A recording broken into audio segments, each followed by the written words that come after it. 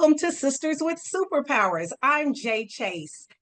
Thank you. We are so excited for everyone to join us this afternoon. I'm excited to introduce to the crew our very own Miss Octavia Morgan. She's not only the founder and CEO, but she's the perfumer behind her own line of genderless, clean fragrances and beauty brand. Octavia Morgan, Los Angeles. Welcome, Octavia. Thank you. Thank you, Jay, for having me. I'm so excited to be here. Oh my gosh, I'm so excited to have you here. When I tell you our viewers are in for a treat, your fragrances are just absolutely amazing. But let's just jump into some questions and then they can start to learn more and more about your brand and about you. So, Octavia, you're creating more than just perfumes, you're crafting experiences for both men and women. What's the story behind your brand and what inspired you to kind of step into the world of fragrance? So this started almost 8 years ago. I am a fragrance girl. I've been wearing fragrance since I was 5 years old. I got my first fragrance, right?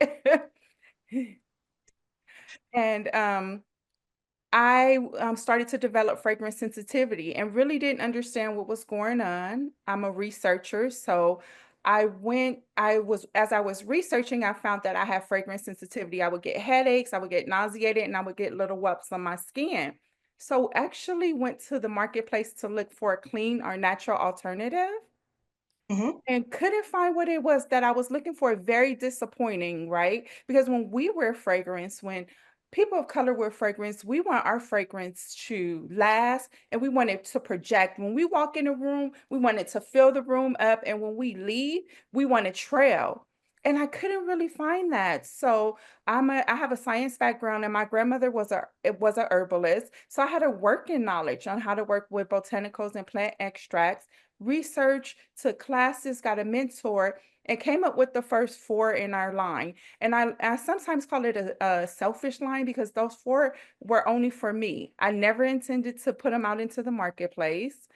But what happened was I started doing pop-up events. And at one of the events, I met a woman and she was able to complete what we call a fragrance journey. And after we completed the fragrance journey, she started to sob and I said, "Okay, what's up? What happened?" And she was like, "I haven't been able to wear fragrances in 12 years because she was so fragrance sensitive." And so that really was the catalyst that really lit a fire under me to take it out into the marketplace, because we don't really talk about it, but statistics show that 1/3 of the US population is fragrance sensitive, or they identify as fragrance sensitive. We have people that have loved ones that are fragrance sensitive and they haven't been able to wear fragrances in years. And we don't understand how not being able to express yourself with fragrances, how upsetting that actually can be. That you bring up a fantastic point that a lot of people oftentimes just lose sight of. Now, you spoke a little bit about this fragrance journey. Tell me a little bit more about that. So I feel like fragrances, sometimes we have to be guided, right? And fragrances, I feel like sometimes people have a signature fragrance. But to me, fragrance is like an accessory. Just like you change your hair, you change your glasses, you change your jewelry, you should also change your fragrance. So we kind of guide our consumer from our lightest fragrance to our heavier fragrance. And each one of my fragrance has a story. So I always start with the story, no matter what it is that we create. I start with the story first. And I want you to understand the care and the love that goes in and the creativity that goes into each one of these scents. So I'm able to convey that with the fragrance journey. Oh my gosh, that's amazing. Well, would you mind sharing the fragrance story of one of your, I'm not going to say your favorite fragrance or your signature because it's probably going to be like, trying to pick a favorite child. But Yes. could you kind of tell us about one of the stories about one of the particular fragrances? So I'll tell you a story about Dark Rose. So Dark Okay. Rose is my bestseller across the board for men and for women. And the story with Dark Rose was I wanted a fragrance that was unapologetically sexy. I feel like in society, we're always apologizing for everyone. If you're a mother, they say, hey, don't dress like this. If you're a single woman, they're like, oh, if you dress like this can happen. And even for gentlemen, we're always given these titles and these boxes. And I wanted a fragrance that did not apologize, that was moody, sexy, very in your face, and was the melting of the divine feminine. And that was the story with Dark Rose. Oh my gosh, that is amazing. So I'm going to be completely honest. I have you sent out the discovery set. Absolutely loved it. And I guess a little bit of my fragrance journey was sight unseen, just by going by names. I immediately knew Legendary was going to be me. It was. I'm legendary. That I was ready to just stop the press right there. But then I was like, okay, Jay, act like you see the other ones inside of the inside of the box.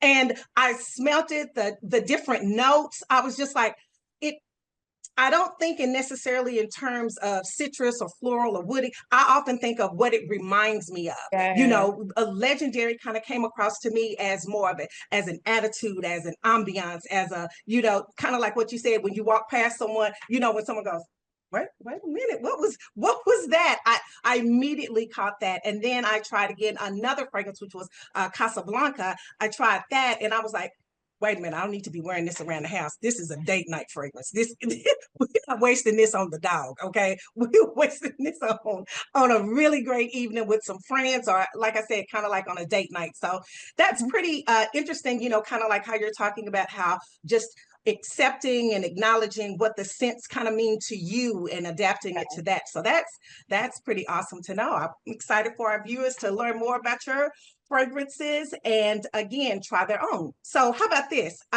As a Black owned luxury fragrance brand, what Yes. challenges have you faced breaking into an industry that traditionally is dominated by European names? How are you shaking things up? For me, for me, it's my journey. I embrace my journey as being a little bit different. So my journey was for us, we don't chase trends. Whatever comes to me, that's kind of like if I like it and I move by it, that's how we put things out. Right. And so far that's worked for us. And and I feel like that's going to continue to work for us. One of the challenges that we have had I'm always going to go back to it. It's always from a financial standpoint. It's always going to be finances. It's very although fragrance is like $1 billion business, sometimes for people of color, the financing can be very limited. And so that seems to be the running key throughout. Awesome, awesome, awesome. Well, this is a great opportunity to kind of bring the viewers in so they can learn a little bit more about. You were a part of the Ulta Muse Accelerator program. Yes. Can you tell us a little bit more about that? So that was a wonderful program that where Alta picks from thousands of participants. Alta picks 8 brands. So these 8 brands that they chose were very different. I was the only fragrance brand. And they bring you on and they get you retail ready. So they give you all this information and they really pour into you. You have these weekly, sometimes 2, 3 time weekly meetings. You meet with all of these really high level executives. They bring you to Chicago and they also give you money at the end to help to scale your brand. So it's a very comprehensive program. And one of the things that I took out of that whole experience is what was very amazing is a lot of the decision makers, they were women. So they do it at a really high level. So it was just a really great experience. Met so many founders that we were in a program with. We're still friends to this day, still giving each other advice, rooting each other on. So kind of built a sisterhood with my cohort members. And I can't express how dynamic that experience was and how it was really good introducing an emerging brand to other key players in the beauty space. You know, when you talk about being a part of this program, you kind of stepped into talking about the finances. Do you see how important it is and able to explain to others about melting both finances and having access to resources to kind of broaden and open up people's horizons and seeing what others are doing or how you could be better at what you're doing? No, that is absolutely correct.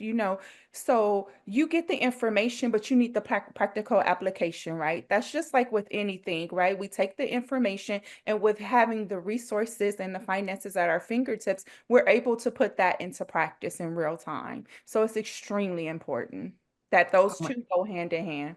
Oh, definitely, definitely, definitely. Well, we're kind of talking about the back end of things. Let's get back on the front end. Okay. When you talked about a little bit earlier about how you see how the brand kind of exudes confidence and sensuality. When you think of potential consumers, what message do you hope that every person who kind of wears your fragrance, what are you really hoping that they walk away with? For me, it's always been the same message since the beginning. I see our brand as a safe place, a safe space for people to explore fragrance and break out of those gender norms, right? We say gender is very important that that I create from a gender inclusive perspective. Because prior to the 19th century, it was everyone wore whatever florals, men wore florals, women wore was whatever, floated your boat. But prior to that, people were kind of put in a box. Men wore woods, women wore floral. So as I was doing my research, I was like, that doesn't sit right with me. So I wanted to create a brand where people felt safe, felt extremely safe to explore their fragrance, to explore our fragrances. And I mean that by I have men that wear my florals. It's very important to me that they feel safe enough to wear our florals, which all of our florals, if you look at the notes, they're always going to be grounded with either a wood or a spice. And that's because it helps to balance on a man's skin. The same thing like with women. Our all of our like kind of masculine leaning scents, they have a floral in there. They have something in there that helps to soften and balance. That is amazing. Now, when you start to talk about these notes, I'm curious, do you recommend layering? Like that's another one of the trends, and I know you stay away from those, but what's your recommendation on layering? No, I love layering.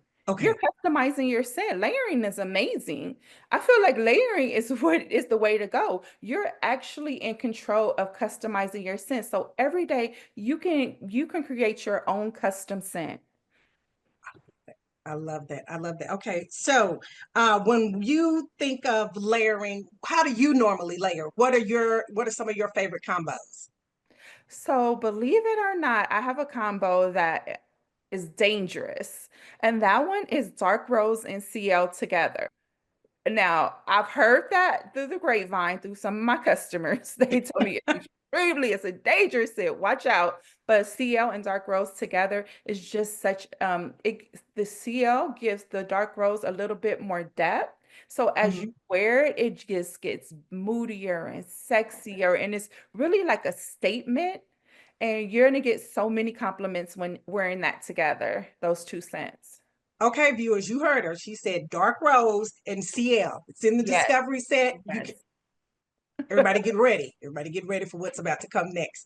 It's amazing. Now, the beauty and fragrance space, as we've been talking about, is steadily, rapidly evolving. It's very fluid, but representation still has a long way to go. What do you hope that your brand's legacy will be for future Black perfumers? You know what? My legacy, it's always the same. I stepped into this being I stepped into the Ulta beauty space being the first Black and woman-owned brand in the prestige space. And I hope that I'm not the last. I hope that I open that door so others can follow, that others see, decision makers see that we're able to do this on an elevated high level. Oh my gosh, that is absolutely amazing and definitely like a major feat, a major feat. Now, Yeah. Before we head out, I always like to do with everyone kind of like a little rapid fire, quick one word answer. I'm going to throw out a sentence to you and I just need one word. Okay. Sure. You ready? One word to describe how fragrance makes you feel. Giddy. If your brand was a mood, what would it be? Ooh, sexy. Yes, yes, and yes, yes. And last but not least, what's your superpower? My creativity. That's my superpower.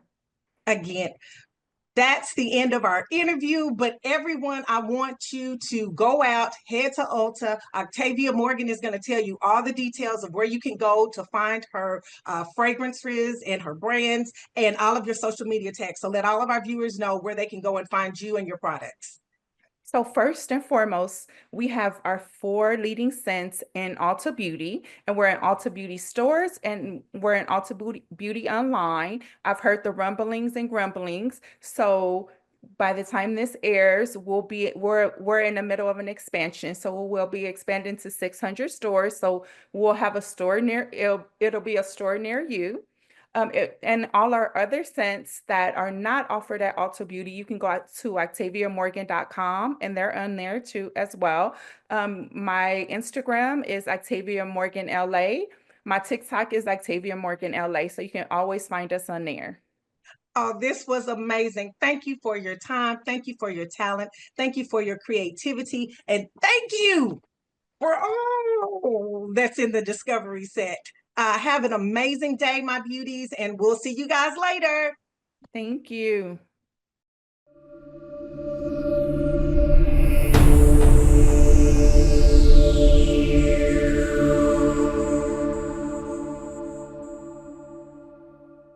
Hey everybody, it's a little bit of after the chat. So Octavia and I are sitting here. I just have been able to just pour my heart out. As you guys know, I have all sorts of skin sensitivity issues. Don't let this good beat fool you, baby. When you can only use 2 things on your face and only wear like maybe 2 or 3 fragrances, you know, the girls, they start talking crazy about you. So I was just giving Octavia her flowers and letting her know how much I appreciate her because guys, as we know, representation matters. And so she having Octavia having skin issues also and skin sensitivity made it so that she went out and made something. Literally, it's like when the preacher talks, she made something for me because she was making it for herself.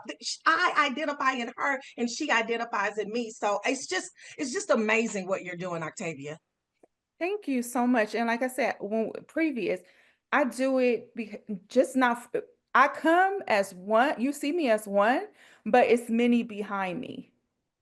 And it is a lot of Black perfumers, people, perfumers of color that are turning out really beautiful, wonderful products. And we just need the opportunities for others to get them in front of the mass audience. And I just happen to be one that I've been given the opportunity, but I don't want to be I don't want to stand alone.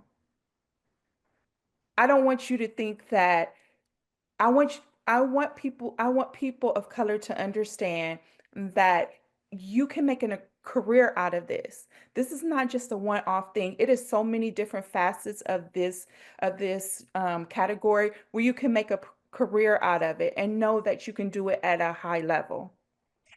And seeing examples like like hearing your story of you being open and honest and saying, yeah, we all know that the main reason why a lot of people don't get into the quote unquote high end portion of each industry is simply because of resources. Yes, It's not just the financing, it's having access to someone who's willing to yes, mentor you, who's yes. willing to, just kind of put you up on game because it's like, I got a great product, but if nobody knows, it's just my great product.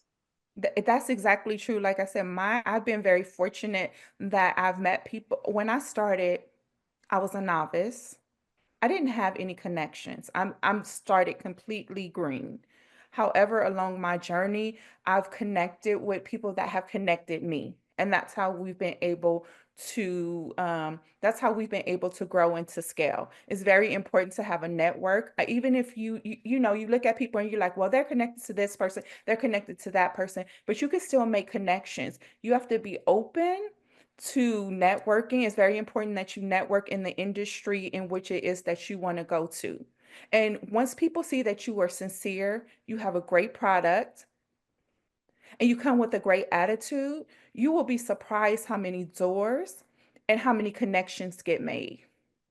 You just said a word right there when you spoke on the importance of a network, Yeah. and the importance of a community, and most importantly being open to it. Oftentimes we live in the space of fear. Yeah. It's like, I have this great product but it's not perfect, so I'm not going to tell anybody, I'm not going to show anybody, and the only person that's going to know about it is my sister. And it's just like, how do you expect to get out there if you are a perfumer and you have a fragrance? I would be at every happy hour, at every event, and I whipping it around so that everybody can get a hold of it, meeting different people, whether it's in your industry or not. You never know who could connect you to someone else. PR is PR, marketing is marketing. You never know. Someone might say, hey, I know somebody I'd love to introduce you to. And that introduction is what changes the game. Yet those warm handoffs do so much. They do so much. And I've been a recipient of so many warm handoffs, right? So I understand what it is that they can do. And no matter what product it is that you have, still to this day, I still, whatever fragrance I'm wearing, I carry samples in my purse. So if someone says, "Oh, you smell good," I whip it out and I just give it to them. Oh, I'm like, you take this, and because it's nothing more powerful than word of mouth. This is how we yes. built, my community has been built. My brand was built on word of mouth. One person would buy, they would bring me two more. Literally, my fragrance has gone around the world because of word of mouth. Love And that. never underestimate that. Sometimes we think if we don't have the finances, we don't have this, we don't have that. But I love Tony Robbins. He's one of the people, I really love him. And one of the things that he always stresses is, have you exhausted your resources? So yes, you may not have all the components now, but have you exhausted the resources that you could utilize in this moment? Definitely, definitely. I think oftentimes when we have various programs here at Rolling Out, we're constantly over communicating to people the importance of exhausting all your resources. Have you called the Small Business Administration? Have you reached out to your chamber? Have you called your aunt? Have you contacted and touched everyone in your sphere of influence to Yes. get you to the next level? Because again, it's not about, oh, I'm not ready to scale just yet. You don't know what you don't know. You don't know what you don't know, and don't be and even if you're afraid, because every it's human nature to be fearful whenever you're doing something new or different, right? It's always, and you're going to make mistakes, and mistakes are not bad things to make. They actually are teachers. If you look at them as teachers, and learn, and what if you do make a mistake, you learn from it, you rectify it, and you move on, right? And I feel like sometimes people, they get so scared and so in their head that they don't put it out. But if you put it out, you get to refine it, you get to make it better, you get to hear feedback. And I say that not as a woman that's coming into, you see, okay, so people see me now and they see me in the magazines and they see me coming into Ulta Beauty. But this is what you don't know. What you don't know is I literally, it's not me. I have a team behind me. This started off as a family business. My partner is my husband. My son, also my adult son, is in the business with me. And also my family, they rally around me. So when I started this, I started online. My online was so-so. And I'm a prayerful person. So every morning I get up and I pray and meditate at 5 o'clock in the morning. And one of the things that God told me was take it to the streets. And I was like, the streets? And he was like, take it to the streets. And when I took it as go to pop-up markets. Now you have to understand how kind of it's a little bit kooky but revolutionary at the same time. I took fine fragrance to the markets, but by me being obedient and taking those fine fragrance to the markets, I was able to learn about my fragrances, learn my demographics, learn things that you would pay You don't know on your thousands own. of dollars Exactly. for. make Hmm. connections. My first write-ups in magazines and newspapers all came from those markets.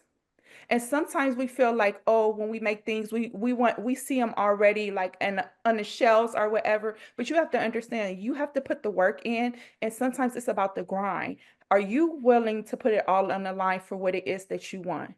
You see this, but this has been 2, 3 years of constant grinding and just like getting the information, refining our business as we go along, just getting better. Like as you move along, you're able to get better. You're able to get more knowledge, more connections. You're able to, people start telling you, giving you information because they understand what it is that you're doing. And not only that, they're rooting for you. They're speaking life into you because they understand how powerful, how you're moving in your power.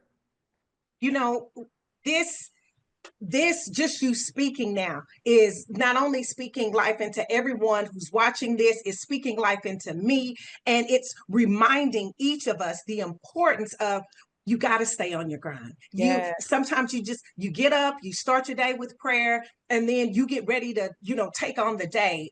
There is one of the podcasts that I listened to, one of the women had mentioned the importance of you start your day with something that you want to do so that your day is immediately off to a great start. So I start similar to you, I start my day with prayer and then I do something that I want to do. Now, it's not necessarily always exercise, so that might be afterwards, but I start the day with something that I actually want to do. Yeah. And it starts because it sets my grind. Yeah. It kind of gets me a focus. I'm in a good mood. I have a little dance break. And then it's like, okay, what do we need to tackle today? What do we need to do today? And having that consistency. That's the other part of success that people forget because we just see the end result on the gram. We see the edited photos. We see the photo shoots. We see, oh my gosh, the big houses, but you don't know everybody didn't just jump and it was just like big house just right behind you.